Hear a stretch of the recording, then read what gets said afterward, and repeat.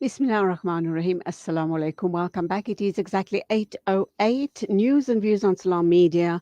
And my first guest on the show this morning is Dr. Ahmed Haroon Jazbai, Executive Member at Media Review Network. And we're going to be looking at the story. Undoubtedly, this is a developing story. And I kind of wonder where this is going to lead to. This is about the cargo ship in the Red Sea taken over by Yemen's Houthi rebels. And they go on to say that they've taken control of a cargo ship in the southern Red Sea as the war in Gaza sends tensions soaring in the region. So we also know that Israel has condemned this act, and they are also suggesting that the Iranians are behind this situation. Dr. Ahmed Haroon Jazbai, assalamu alaikum. Welcome to the program. Alaikum salam, Julie. Shukran for having me. Nice to have you on the show. So, Houthi spokespeople are saying that the group's fighters have hijacked the ship, reportedly owned by an Israeli businessman. And we understand that, of course, the Houthis, who control northern Yemen and its Red Sea coast, said the ship was Israeli, but Israel described it as a British owned and Japanese operated cargo vessel with no Israeli nationals on board. So we're going to be hearing lots of allegations and counter allegations from both sides. But I think the important thing that jumps out at me regarding this issue is the accusation made by the Israelis that this was planned by the Iranian government. And I'm wondering, Dr. Jazbai, there could be very, very wide reaching repercussions regarding the situation. Yes, Julie. The seizure of this vessel, and it's quite a huge vessel, as you rightly said. It's partly owned by Israel's richest person, I believe, but there were no Israeli nationals on board, and so on. But as much as the Houthis would like to position this as the opening a new front with Israelis, I think we shouldn't read too much into that aspect. But whether the Iranians were behind it, it's easy to throw shade at the Iranians, at the Houthis. But there's no evidence produced by the Israelis to say that that the Iranians were behind this and so on. It's simply trying to lure, in my opinion, the Americans into a direct confrontation with the Iran. The Americans are wary of this. The Iranians themselves are wary of this, and they said they do not seek a wider escalation of the current war that is happening on Palestinians in Gaza. So yeah, why the Israelis would say that it was orchestrated by the Iranians is quite obvious.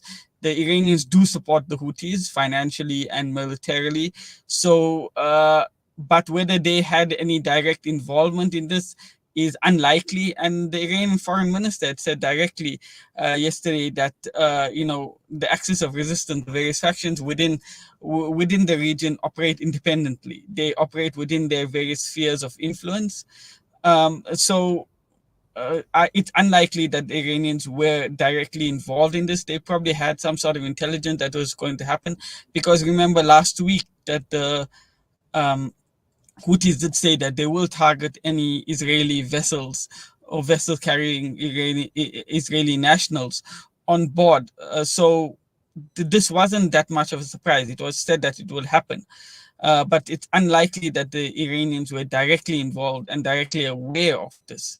So, but in any event, it does represent a significant moment in the current war on Gaza. All right, let's digress a bit here and let's talk about there's a lot of talk and speculation regarding the other Middle Eastern countries that have not as yet come in support of the situation playing out, the genocide in Palestine. We kind of know Saudi Arabia's stance. They're very, very pro-American. We also understand just recently, I think as recent as yesterday, There was a statement that went out suggesting that Saudi Arabia, UAE, and I think it was another Middle Eastern country. I stand corrected. I think it might have been the Emirates, but I do stand corrected on the third country. They have been declared, or they've been announced as the Friends of Zion. That says a lot, does it not? So that's the one issue. And the other issue is they are protecting their own territory regarding this current genocide playing out in Palestine. Do you suppose that if anyone, apart from Lebanon and Hezbollah, do you suppose that if any country got directly or indirectly involved, it would spark possibly a third world war? Or they'd have huge pressure from Western governments to step back, pressure and warnings to step back. I think those warnings, as you said, to start to the second one, those warnings have already been given to any country in the region. With the deployment of two U.S. warships in the region, that warning has been already given, just in case they decide to, you know, uh, go against various agreements. We've seen when the Arab League and the OIC met last week, there were no substantive conclusions. Even things like not using America their airspace to for transfer of weapons toward Israel, that was rejected. Using oil as an embargo was rejected. So many of these countries, in fact, not in fact all of these countries except Yemen, except Lebanon, primarily because of Hezbollah, except Iran and Iraq, have are firmly within the corner of the Americans, and then by extension the Israelis. The Saudis have went as far as saying that those normalization talks with the Zionist entity are still not off the table. They've merely been suspended. Those Friends of Zion that you mentioned, I'm not quite aware of that part, but it's not very, very far from the truth, given that the Emirates have already have diplomatic relations with Israel. Other Arab countries within the region, we know Egypt was the first country to normalize with Israel in 1979, followed by Jordan in 1995. So when we talk about them being friends of Israel, that has already happened. We know the normalizer, be it Bahrain, although it's withdrawn its ambassador for the meantime. We know how these things usually end up. They start withdrawing the ambassador, and once the conflict is over, the ambassador quietly goes back to the settler colony of Israel. So the various countries in the region have been warned directly and indirectly not to get involved, not to provide any sort of aid to the Palestinians. Not forget militarily. I mean, we're talking, none of the Arab countries have provided even a single bullet to the Al Qassam brigades. So when we look at the wider implications of it, the chances of a third world war happening, to be honest, are next to nil. There might be a bit of a regional war should the Americans successfully manage to lure the Iranians in, and then Hezbollah will get more involved. Right now, it's a bit of a low intensity war between Hezbollah and Israel, where they're merely targeting each other's military capabilities. Yesterday was quite a big strike on Israeli military capabilities in the north of occupied Palestine. There is some chance of a regional escalation, but in terms of a World War III escalation, it's not going to happen. I mean, 13,000 people, mostly women and children, have passed away, have been killed, have been murdered, have been massacred, and that has not moved the Arab world and countries, other countries, to really get meaningfully involved. Then I don't think they're going to get involved. They merely worried about protecting their own thrones, be it the Saudi Arabia, be it the UAE, be it Bahrain, and other. They merely worried about protecting their own throne. So chances of a World War III, in my opinion, are nil, but the chances of a wider regional escalation are a little bit more, although the Iranians are quite wary of that, as well as Hezbollah are quite wary of that, because it's been now 6 weeks, 7 weeks Mhm. of this current genocide, and and none of these countries have really gotten meaningfully involved. So the chances of World War III, I think, are just talk, but really, it's unlikely to materialize. Okay, we need to look very closely at the Yemenis and the Houthi rebels. Obviously, Yemen's a very poor country. Not too long ago, it was at war with Saudi Arabia. Um, and it was in that situation as well. It was a David versus Goliath type of situation, because, as I've indicated, the Yemenis are a poor country, but they still persevered. I want to look, I want to look more closely at where Yemen sits regarding this current situation. Do you think that them having seized this cargo ship is going to make uh, a very big difference? If they started with the one cargo ship, what are their future plans and the repercussions there too? And so much more I want to unpack on the show this morning. But can you please stand by? We'd like to go for an ad break. Palestine are enduring unimaginable hardships. Ashraful aid teams are on the ground, delivering crucial aid to those in need. But we can't do it alone. Palestine is suffering and they need your help. Your support can make a world of difference. Visit www.ashrafulaid.org today and donate to bring hope, relief, and healing to those who are in need. There's no smell that takes me back to the comfort of my childhood than the smell of black seed oil being applied by my nanny. Now I'm using Tib black seed in my own home to soothe sniffles and coughs, to help with digestion and immunity, and of course, as part of my beauty routine.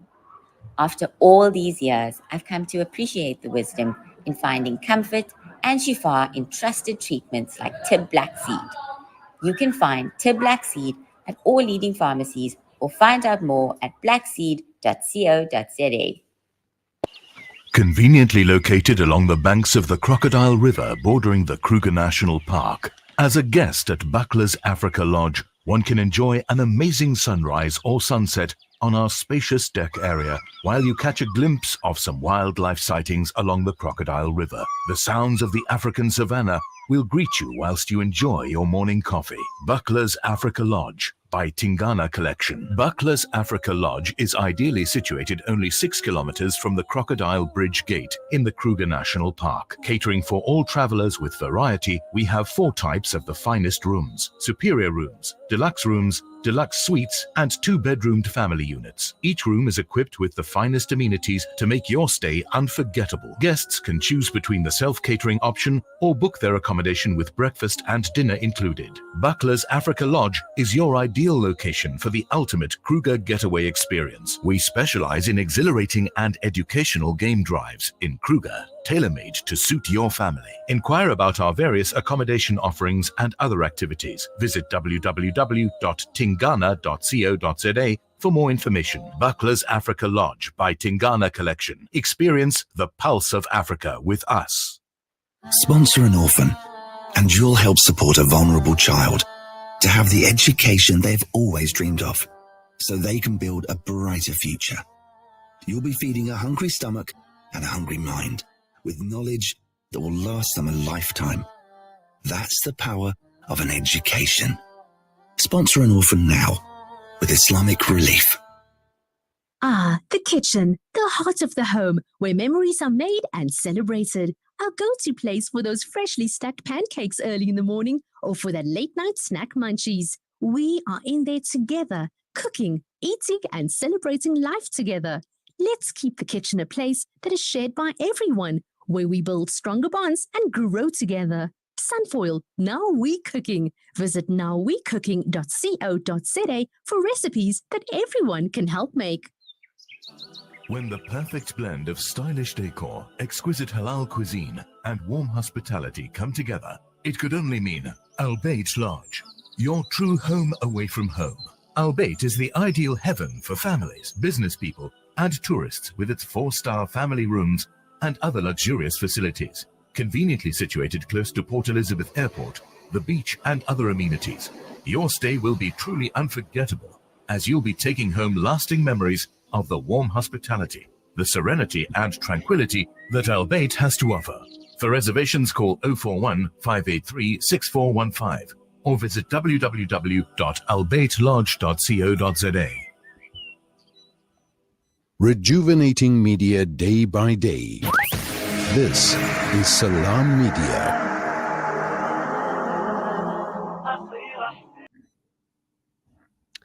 Welcome back. It is exactly 8:24 a.m. My first guest is Dr. Ahmed Haroon Jazbai.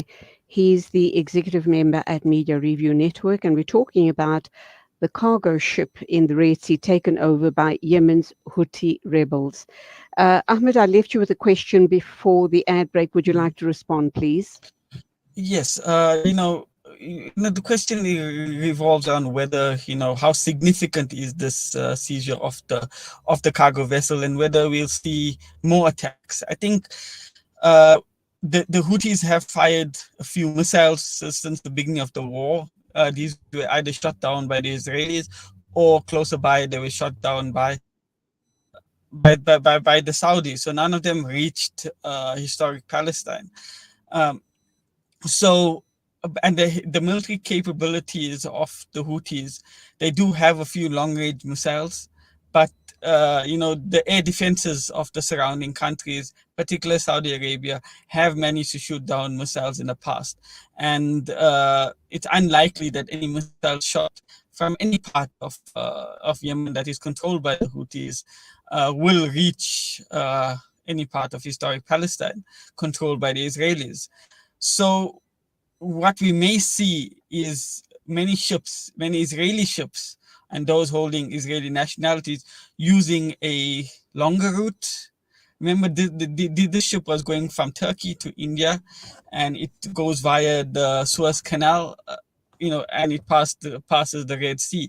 So we will see many ships trying to avoid the area, or many ships being armed, or being escorted past the area.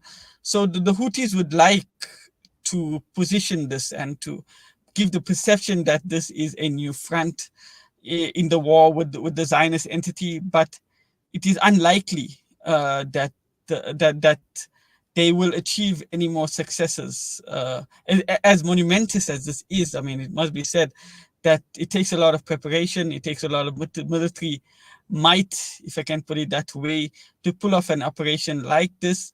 But in terms of its future viability, unless they've got some sort of weaponry, some sort of military capability to overcome the air defenses of Saudi Arabia and Israel, it's unlikely that they will achieve any more successes of this magnitude. Whether they will achieve any more, seizure of any cargo vessels.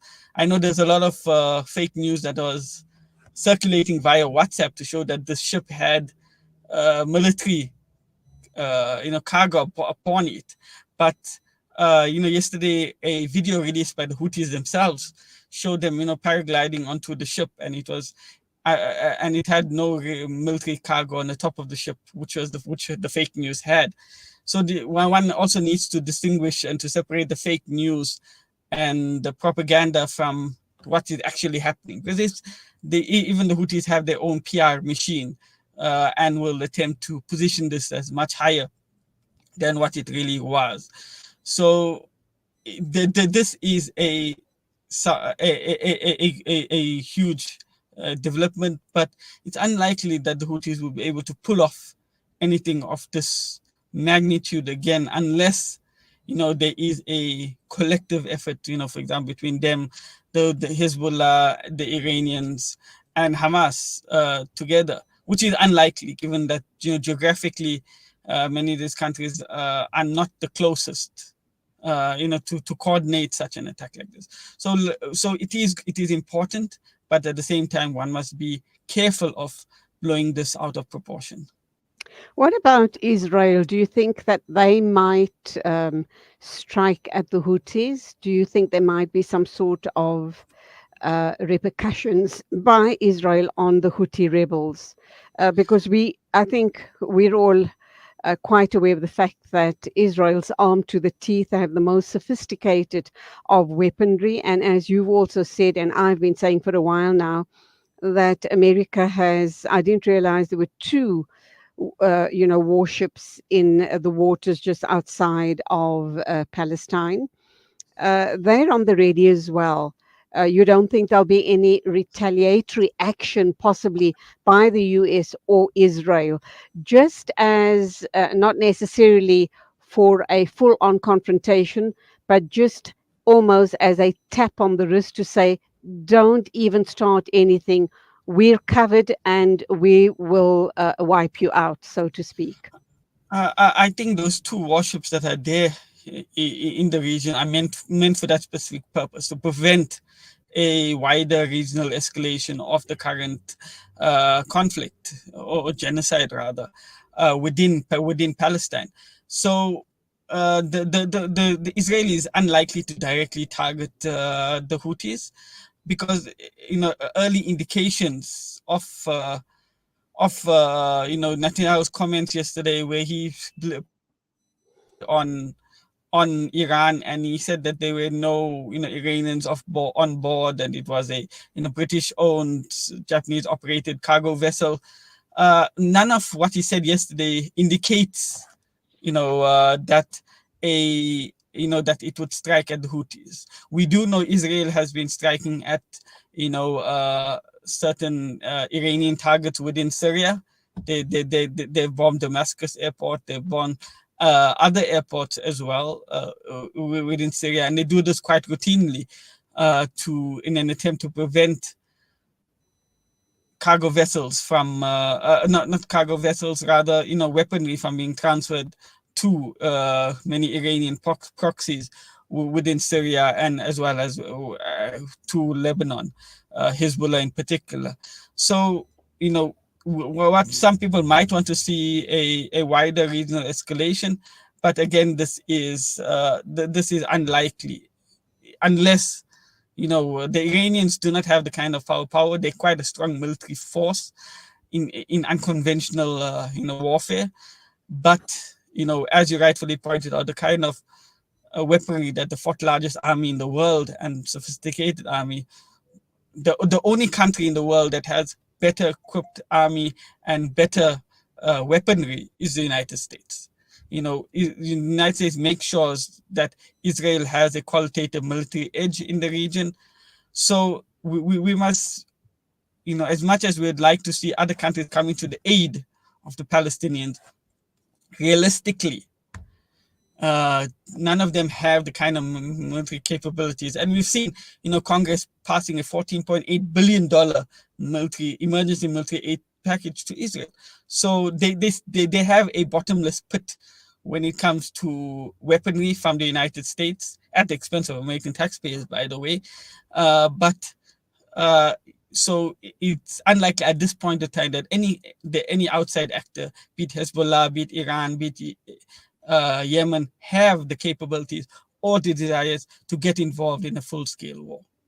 Okay, two more questions before I let you go. I just want to read a statement here by Netanyahu's office saying that Israel was not involved in the ship's ownership, operation, or the makeup of its international crew.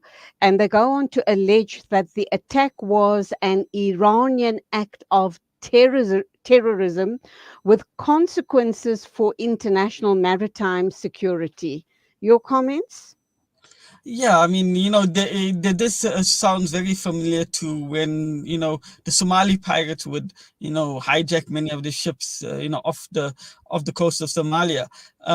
This talking about, threatening international maritime routes, which is a fact. To call it Iranian terrorism is merely to, pander towards widely held perceptions without producing any evidence to suggest that. I mean, Iran is a bogeyman for Israel, and by putting the blame on Iran, it's an attempt to get the Americans to act on Iran. I mean, Israel knows that on its own it cannot attack and sustain a war with Iran, which is why it will never get involved in a war in Iran unless the Americans are involved as well, which is the Americans seem to have no appetite for that at Okay, the present. Ahmed, what is the likelihood? Well, you've answered part of the question. What is the likelihood of America getting involved in a war with Iran at Israel's behest? There's been a lot of attempts, at the moment from Netanyahu, from the war cabinet, to draw the Americans in, and the Americans are aware of what the Israelis are trying to do, because as I said, the Israelis won't attack Iran on their own. They know that Iran has a strong military force and can sustain a war for years. So it's unlikely that the Americans know. The Americans know what the Israelis are doing, but it's unlikely that that Israel will be successful in drawing the Americans in at this stage. But in the Okay. future, Mhm. there is a likelihood, should at the right time and at the right place. Okay. You indicated earlier on in the interview that Egypt obviously is friends with Israel. Egypt's trying to keep a very low profile in this situation. What's the story with the Rafah crossing between Egypt and Gaza? Um, there's these trucks that are piled up there with much needed aid for the people of Gaza. Uh, how do we view that situation then? Do we Uh, kind of, yes, carry on? yeah, Egypt, of course, is probably the most important ally of Israel in the Middle East. It has the only exit point for Palestinians, outside, away from Israel. But we've seen many times in the past that, except the 1 year in which Mohammed Morsi was in power, Egypt rather has been doing the bidding for Israel. The Egyptians have been doing the bidding for Israel. This idea that that the Egyptians are powerless is partly true, but they're not even allowing, even at the best of time, they allow limited number of trucks in of aid towards Gaza. The best of times, is quite relative. So the Egyptians are wary on 2 points, because they don't want to become responsible for the Palestinians, because Israel, as the occupying power according to international law, is responsible for the Palestinians, and they are wary of another Nakba, by Israel pushing the Palestinians into the Sinai Peninsula. We must note that the Sinai Peninsula is a huge barren piece of land that is 4 times the size of Israel. Which is why Israel has been trying to get Palestinians to move into the Sinai, but this has been resisted by Egypt as well as Jordan. So Egypt is in a precarious position. At one point, it does not want to become responsible for the Palestinians, but at the second point, they have a role to play in easing the suffering. Easing is relative again, of the Palestinians, by allowing some sort of aid. But they are very aware of the kind of aid and the amount of trucks they will allow in, because we've seen Israel bomb the Rafah crossing, the Gaza side of the Rafah crossing. And Israel and Egypt does not want to become involved in this war. It has its own economic problems. The idea of pan-Arab, nationalism is out of the window. It's all about Egyptian nationalism, Jordanian nationalism, Saudi nationalism. There's no such thing as pan-Arab nationalism anymore. That died with Anwar Sadat, uh, and now everybody is very nationalistic. All Okay, Muslim my countries, even Arab or my non-Arab. last my last question, a short, sharp answer, please, if you don't mind. How do you see this playing out now, the current genocide? Is there any end in sight? Do you believe that the international community will be able to broker a peace? What then happens to the Palestinian people? in the short term, there's talk of a 5-day ceasefire. I've heard that may come in soon, where there'll be no attacks, and Hamas will hand over 50 of its hostages that it hosts, mostly women and children, in exchange for 300 Palestinians held in the occupier's jail. But there is a lot of international pressure, and some analysts says there's about 2 to 3 weeks window that Israelis have left in order to fulfill its objectives in Gaza. So in the short term, we have the prisoner exchange on the cards. In the medium term, we have a prospect of a longer term ceasefire, but that all depends on on Israel's allies, the Americans, whether they can put any pressure on Israel or are willing to put any pressure on Israel for a ceasefire. Hamas has indicated that they're in this for the long run, but there are a number of regional implications that it also needs to take into consideration. Okay, we've got to leave it there because my next guest has to be at a meeting at 7:50. So I will have to talk with you another time. Thank you indeed for your insights into the situation this morning. And Assalamu alaikum to you standing by to talk to us. We won't go for an ad break. We'll go directly to Dr. Pali Lehotla, Director of the Economic Modeling Academy, and we'll take our breaks after our discussion with Dr. Pali. So please stay with us.